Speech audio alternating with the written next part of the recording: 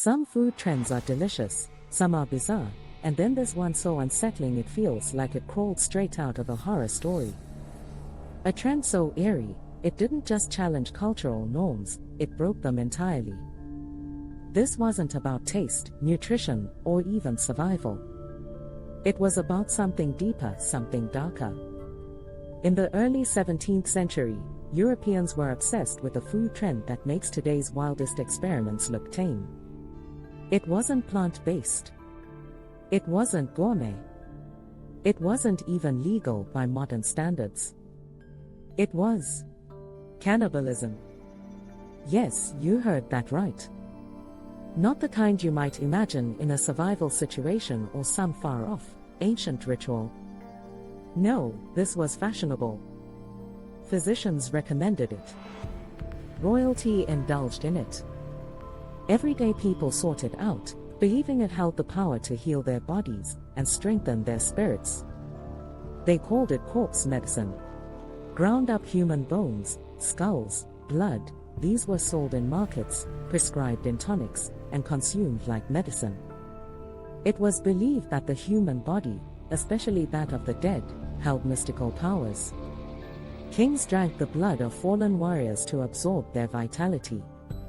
Peasants ground mummies into powder and mixed it with wine, thinking it would cure everything from headaches to aging. And where did these ingredients come from?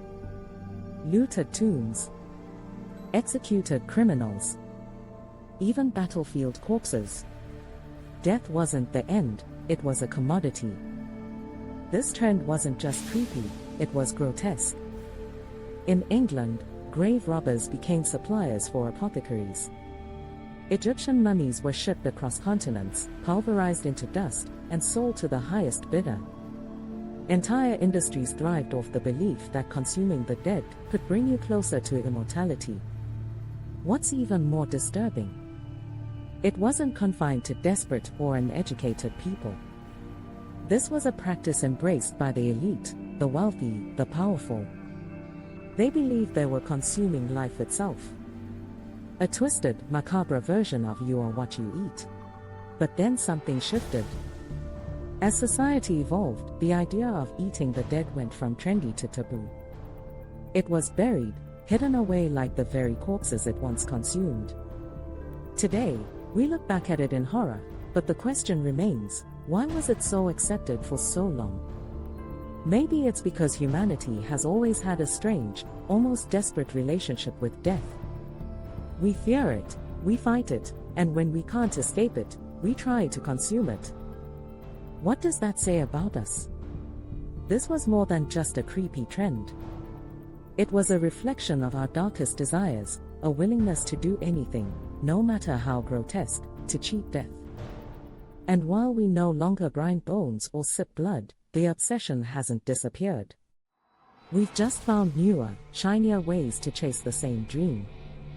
Anti-aging serums, stem cell treatments, cryogenics.